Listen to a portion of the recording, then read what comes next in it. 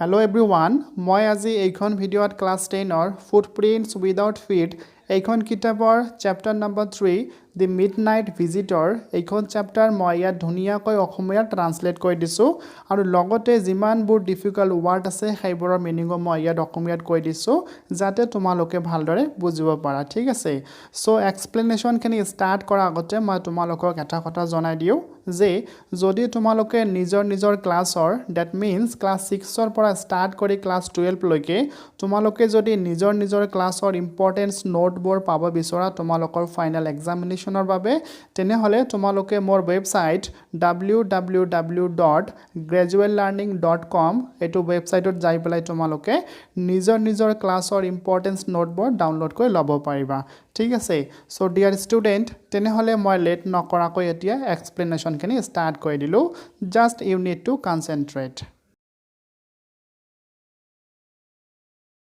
Oswald did not feed any description of a secret agent Fowler had ever read. ইয়াত আমি দুগৰাকী ব্যক্তি পালো এগৰাকী হল Oswald তেখেত এগৰাকী সিক্ৰেট এজেন্ট হয় এন্ড আনগৰাকী ব্যক্তি হল Fowler তেখেত হল এগৰাকী ৰাইটাৰ তো ইয়াত কোৱা হৈছে যে Oswald did not feed any description of a secret agent. That means যদিও Oswald এগৰাকী সিক্ৰেট এজেন্ট হয় তথাপিও তেখেতৰ পাৰ্সোনালিটি দেখিলে তেখেতক সিক্ৰেট এজেন্ট যেন নেলাগে কাৰণ এগৰাকী সিক্ৰেট এজেন্টৰ যেনেকুৱা পাৰ্সোনালিটি হ'ব লাগে যেনেকুৱা স্মাৰ্টনেস শাৰ্পনেস তেনেকুৱা ধৰণৰ পাৰ্সোনালিটি Oswaldৰ নাই Following him down the musty corridor of a gloomy French hotel where Oswald had a room, Fowler felt let down. Let down শব্দটোৰ অৰ্থ হৈছে disappointed অৰ্থাৎ হতাশ হোৱা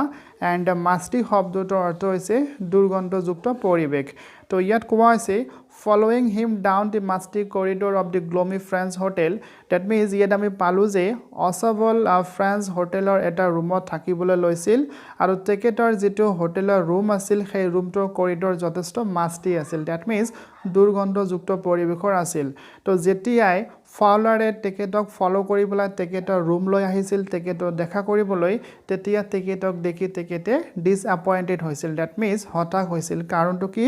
কাৰণ হল তেখেতে ভাবিছিল Oswald যেটো এগৰাকী সিক্ৰেট এজেন্ট হয় গতিকে তেখেতৰ পাৰ্সোনালিটি বেলেগ ধৰণৰ হ'ব কিন্তু যেতিয়া তেখেতক দেখিছিল তেখেতৰ সিক্ৰেট এজেন্টৰ কোনো ধৰণৰ পাৰ্সোনালিটি তেখেতৰ শৰীৰত বা তেখেতৰ গুণত দেখিবলৈ পোৱা নাছিল যাৰ বাবে হে ফাউলাৰে ডিসএপয়েন্টেড হৈছিল It was a small room on the 6th and top floor and scarcely a setting for a romantic adventure. তো ইয়াত আমি Oswaldৰ ৰুমৰ ডেসক্ৰিপশনখিনি এনে ধৰণে পালো যে তেখেতৰ ৰুমটো স্মল আছিল on the 6th and top floor আছিল আৰু ইয়াত romantic adventure দি তেখেতৰ ৰুমৰ ভিতৰৰ পৰিৱেশখিনি বুজোৱা হৈছিল যিখিনি সম্পূৰ্ণৰূপে ভাল নলগা আছিল তো ইয়াত আমি দুটা কথা স্পষ্টকৈ বুজিব পাৰিলো যে ফাউলাৰে কিয় ডিসএপয়েন্টেড হৈছিল প্ৰথম কাৰণটো হল তেখেতে যেতিয়া Oswaldক দেখিছিল তেতিয়া ডিসএপয়েন্টেড হৈছিল আৰু যেতিয়া তেখেতৰ ৰুমটো দেখিছিল অৰ্থাৎ এগৰাকী সিক্ৰেট এজেন্টৰ ৰুমৰ পৰিৱেশখিনি যেনেকুৱা হ'ব লাগে তেনেকুৱা ধৰণৰ পৰিৱেশ না আছিল গতিকে এনেকুৱা ধৰণৰ দৃশ্যবোৰ দেখি ফাউলাৰে ডিসএপয়েন্টেড হৈছিল Oswald was for one thing fat very fat that means ইয়াত কোৱা হৈছে যে Oswald অত্যন্ত শকত আছিল and then there was his accent আৰু লগতে তেখেতৰ যেটো accent আছিল হেটো বেলেগ ধৰণৰ আছিল accent শব্দটোৰ অৰ্থ হৈছে pronunciationৰ প্ৰভেদ অৰ্থাৎ ঠাই ভেদে pronunciationখিনি বেলেগ হৈ থাকে Though he spoke French and German passably শব্দটোৰ অৰ্থ হৈছে just good enough that means okay ঠিক আছে তো ইয়াত কোৱা হৈছে though he spoke French and German that means যদিও তেখেতে ফ্ৰান্স ভাষা আৰু জাৰ্মান ভাষাটো ঠিকঠাক কৈছিল then তথাপিও he had never altogether lost the American accent he had brought to Paris to Boston 20 years ago that means এইখিনিতে আমি বুজা পালো যে Oswald যদিও বেস্টনৰ পৰা পেৰিছলৈ আহিছিল আৰু তেখেতে পেৰিছত আহি পেলাই যদিও 20 ইয়াৰ্স তাতে কটাইছিল তথাপিও কিন্তু তেখেতে আমেৰিকান এক্সেন্টটো লষ্ট কৰা নাই বা হেৰুৱা নাই সো এইখিনিতে স্পষ্ট হল যে Oswald ফ্ৰান্স আৰু জাৰ্মান ভাষাটো ঠিকঠাক ক'ব পাৰিছিল আৰু তেখেতে যদিও বেস্টনৰ পৰা পেৰিছলৈ আহিছিল আৰু তাতে 20 ইয়াৰ্স কটাইছিল তথাপিও কিন্তু তেখেতে আমেৰিকান যেটো এক্সেন্ট হেটো কিন্তু হেৰুৱা নাই You are disappointed. Oswald said weasily over his shoulder. Weasily শব্দটোৰ অৰ্থ হৈছে যেতিয়া এগৰাকী ব্যক্তিয়ে মুখৰে পৰা কিবা কথা পাতি থাকিব আৰু কথা পাতি থাকোতে যেতিয়া মুখৰ পৰা উশাহ লোৱাৰ শব্দখিনিও ওলাই আহিব সেইখিনিকে weasily বুলি কোৱা হয় তো ইয়াত আমি কি বুজা পালো যে you are disappointed এই কথাখিনি কোনে ক'লে অসবলে ফাউলাৰক ক'লে কাৰণ অসবলে ভালদৰে বুজিব পাৰিছে যে ফাউলাৰ ডিসঅ্যাপয়েন্ট হৈছে কাৰণ ফাউলাৰ অসবলক যেনেকুৱা ধৰণৰ সিক্ৰেট এজেন্ট ভাবিছিল তেনেকুৱা ৰূপত দেখিব পৰা নাই এই কথাখিনি অসবলে ভালদৰে বুজিব পাৰিলে You were told that I was a secret agent, a spy. Spy শব্দটোৰ অৰ্থ হৈছে গুপ্তচৰ, dealing in espionage and danger. Espionage শব্দটোৰ অৰ্থ হৈছে জাসুসি কৰা, that means জাসুসি কাৰ্যত লিপ্ত থকা। তো ইয়াত আমি কি বুজা পালো? অসবলে পুনৰ এবাৰ ফাউলাৰক ক'লে যে you were told হয়তো তোমাক কোনোবাই কৈছে বা তুমি হয়তো আগৰে পৰা জানিছা যে I was a secret agent যে মই এগৰাকী secret agent হওঁ a spy মই এগৰাকী গুপ্তচৰ হওঁ আৰু মই জাসুসি কাৰ্যত লিপ্ত হৈ থাকো আৰু ডেঞ্জাৰ লগত মই খেলি থাকো এনেকুৱা কথা হয়তো তুমি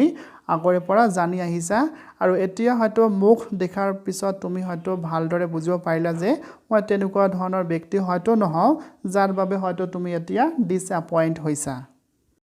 You wish to meet me because you are a writer, young and romantic. তো অসবলে ফাউলাৰক এনে ধৰণে ক'লে যে you wished to meet me তুমি মোৰ লগ ধৰিব বিচাৰিছা because কাৰণ you are a writer কাৰণ তুমি এগৰাকী লিখক হোৱা কাৰণ তুমি ভাবিছা হয়তো তুমি যদি মোৰ নিচিনা এগৰাকী সিক্ৰেট এজেন্টৰ লগ ধৰা তেনেহলে সিক্ৰেট এজেন্টৰ বিষয়ে তুমি বহুত কিবা কিবি জানিব পাৰিবা আৰু সেইখিনি তেতিয়া তুমি তোমাৰ কিতাপত লিখিব পাৰিবা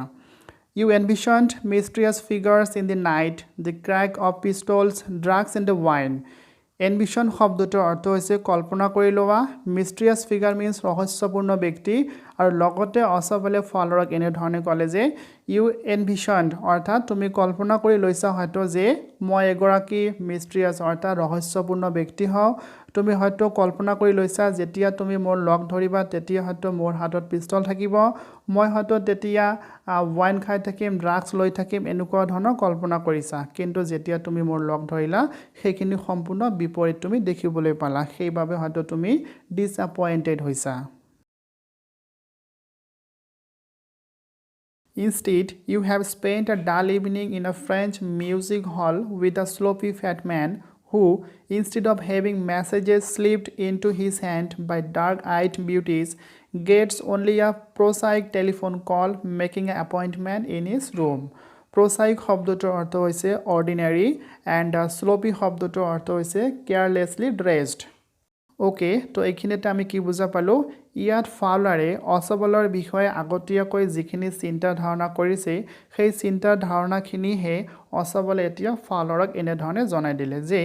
Instead, you have spent a dull evening in a French music hall with a sloppy fat man. That means, তুমি হয়তো মোৰ ৰুমটোৰ বিষয়ে যেনেকুৱা ধৰণৰ কল্পনা কৰিছা বা তুমি হয়তো মোৰ বিষয়ে যেনেকুৱা ধৰণৰ ধাৰণা কৰিছা তেনেকুৱা ধৰণৰ হয়তো তুমি দেখিবলৈ পোৱা নাই তাৰ উপৰিও কি ক'লে Instead of having messages slipped into his hand by dark-eyed beauties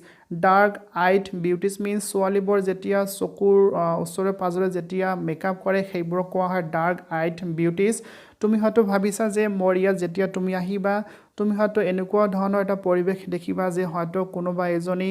dark-eyed beauties মোৰ ওচৰলৈ আহিব মোক কিবা মেছেজ দিব এনেকুৱা ধৰণৰ দৃশ্যৰ হয়তো তুমি কল্পনা কৰিছা কিন্তু আচলতে তুমি এনেকুৱা ধৰণৰ দৃশ্য দেখিবলৈ পোৱা নাই জাস্ট তুমি কি দেখিলা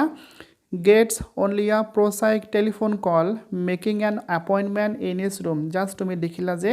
মোৰ ইয়াত এটা টেলিফোন আছে টেলিফোনত এটা কল আহিলে আৰু কোনোবা এজনে এপইন্টমেন্ট এটা ফিক্স কৰিলে সো এইখিনি দৃশ্য তুমি মোৰ ইয়াত দেখিবলৈ পালা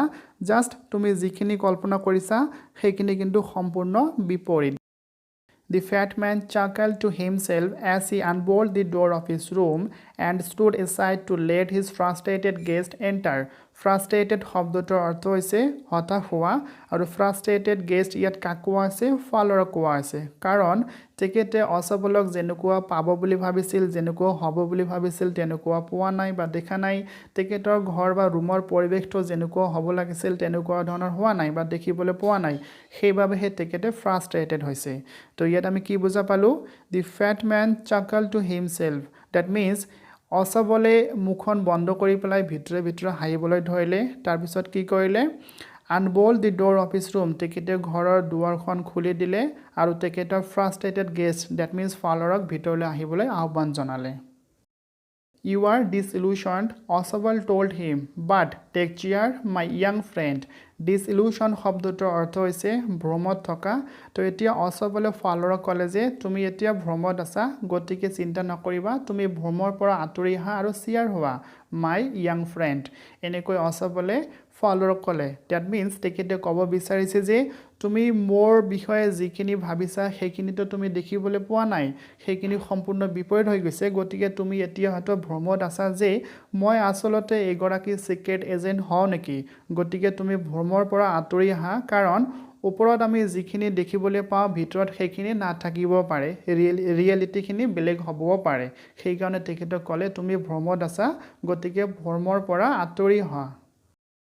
Presently, you will see a paper, a quite important paper, for which several men and women have risked their lives. Come to me. তো এতিয়া আমি ইয়াত কি বুজা পালোঁ অসবলে ফালাৰক ক'লে যে presently you will see a paper that means তুমি অলপতে দেখিবলৈ পাবা যে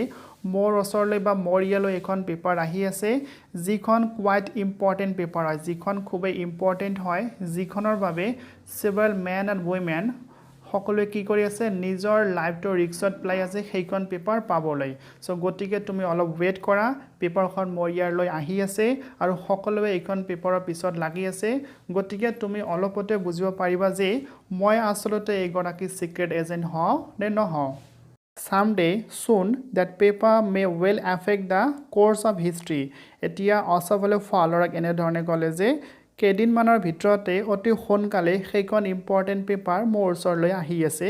যিখন পেপাৰ ইমান ইম্পৰ্টেণ্ট যে সেই পেপাৰখনে ইতিহাস চেঞ্জ কৰি দিব পাৰে তেখেতে এইখিনিতে এই কথাটোৱে বুজাই দিবলৈ চেষ্টা কৰি আছে যে পেপাৰখন খুবেই ইম্পৰ্টেণ্ট হয় গুৰুত্বপূৰ্ণ হয় আৰু লগতে এই কথাটোও বুজাই দিবলৈ বিচাৰিছে যে তেখেত এগৰাকী অতিকৈ গুৰুত্বপূৰ্ণ ইম্পৰ্টেণ্ট সিক্ৰেট এজেণ্ট হয় কাৰণ ইতিহাস চেঞ্জ কৰি দিব পৰা পেপাৰখন কেৱল মাত্ৰহে তেখেতৰ ওচৰলৈহে আহি আছে তাৰপিছত তেখেতে এনেকৈ ক'লে in that thought is drama is there not আৰু লগতে তেখেতে হাঁহি পেলাই ক'বলৈ ধৰিলে যে তোমাক এইখিনি ড্ৰামা যেন লাগি আছে নেকি As he spoke, Oswald closed the door behind him. Then he switched on the light. That means ইয়াত কোৱা হৈছে যে সিহঁতে এনেকৈ কথা পাতি থাকোঁতে অসবলে কি কৰিলে তেখেতে ঘৰৰ দুৱাৰখন বন্ধ কৰি দিলে আৰু লগতে ৰুমৰ ভিতৰত থকা লাইটৰ ছুইচটো অন কৰি দিলে And as the light came on, Fowler had his first authentic thrill of the day. Authentic শব্দটোৰ অৰ্থ হৈছে অৰিজিনাল বা প্ৰকৃত আৰু thrill means excitement. তো ইয়াত কি কোৱা হৈছে And as the light came on, that means যেতিয়া লাইটটো জ্বলি উঠিছিল তেতিয়া ঘৰৰ ভিতৰত অৰ্থাৎ ৰুমৰ ভিতৰত যিটো দৃশ্য দেখিবলৈ পাইছিল ফাউলাৰে সেইটো ইমান অৰিজিনাল আছিল যে তেখেত দেখি পেলাই আচৰিত হৈ গৈছিল সো কি দৃশ্য দেখিবলৈ পাইছিল চাওগৈ For half cross the room, that means সিহঁতে যেতিয়া ঘৰৰ আধা ৰাস্তালৈ গৈছিল a small automatic pistol in his hand stood a man. সিহঁতে দেখা পালে যে ঘৰৰ ভিতৰত অলৰেডি এজন মানুহ থিয় দি আছিল আৰু মানুহজনৰ হাতত অলৰেডি এটা অটোমেটিক পিস্তল দেখিবলৈ পোৱা গৈছিল সো এইখিনি দৃশ্য দেখি পেলাই ফাউলাৰে আচৰিত হৈ গৈছিল বা এক্সাইট হৈ গৈছিল কাৰণ তেখেতে প্ৰথম অৱস্থাত যেনেকুৱা ভাবিছিল অসবলৰ বিষয়ে তেখেতৰ সিক্ৰেট এজেণ্টৰ বিষয়ে সেইটো এতিয়া সম্পূৰ্ণৰূপে বেলেগ ধৰণৰ হ'বলৈ ধৰিলে কাৰণ অলৰেডি এটা পিস্তল এজন মানুহৰ হাতত থকা দেখিবলৈ পোৱা গ'ল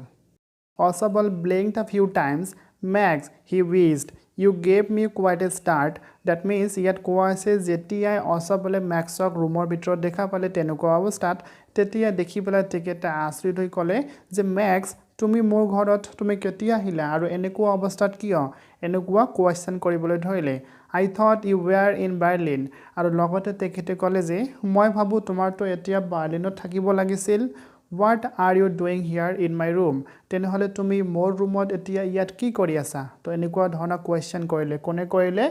ওয়াছাবলে ম্যাক্সক কৰিলে আৰু ম্যাক্স হল আন এজন সিক্ৰেট এজেন্ট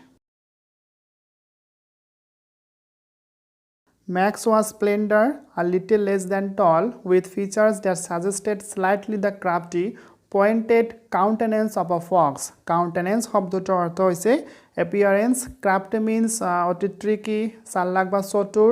আৰু splendor means পাতল বা thin. ইয়াত ম্যাক্সৰ বৰ্ণনা দিয়া হৈছে এনেকৈ যে ম্যাক্স কেনেকুৱা আছিল ম্যাক্স was splendor তেখেত এগৰাকী পাতল ধৰণৰ মানুহ আছিল a little less than tall তেখেতে বেছি হাইটৰ নাছিল আকৌ চাপৰ নাছিল that means medium হাইটৰ আছিল